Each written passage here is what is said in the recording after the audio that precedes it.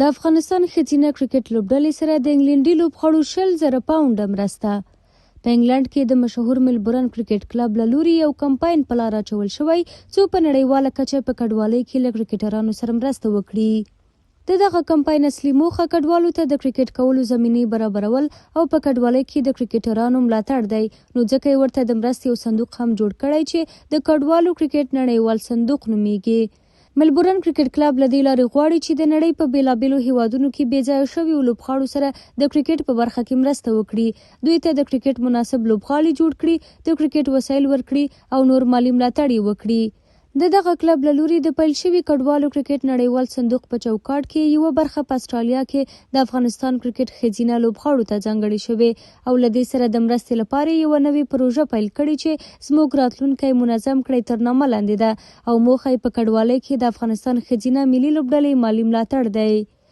دا په داس حال کې ده چې 2 میاشتې وړاندې د انګلند د پارلمان اکثریت غړو او د بشري حقوقو فعالانو په افغانستان کې د ښځو د اوسني وضعیت دوی ته د خپلو حقونو د نو ورکړې او په هیواد کې د ښځو د کرکټ بندیز په مقابل کې د انګلند له کرکټ بورډ غوښتي و چې د 2025 کال په چمپیونز ټرافي کې د افغانستان له ملي لوبډلې سره د انګلند لوبه لغوه کړي او د دوی پر وړاندې ونه لوبیږي.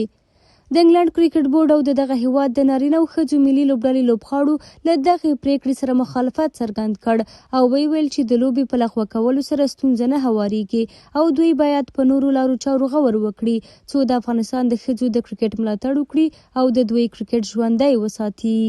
نو په همدې موخه د انګلند ملي لوبډلې ټول لوبغاړي په استرالیا کې د افغان ښځو کرکټ لوبغاړو لپاره د ملبورن کرکټ کلب له لوري د پیل شوي کمپاین سره یوځای شوي او د انګلند کرکټ بورډ سره قرارداد لرونکو ټولو نارینه لوبغاړو تر دې دمه په ګډه له دوی سره 20,000 پاونډه مرسته کړې ده.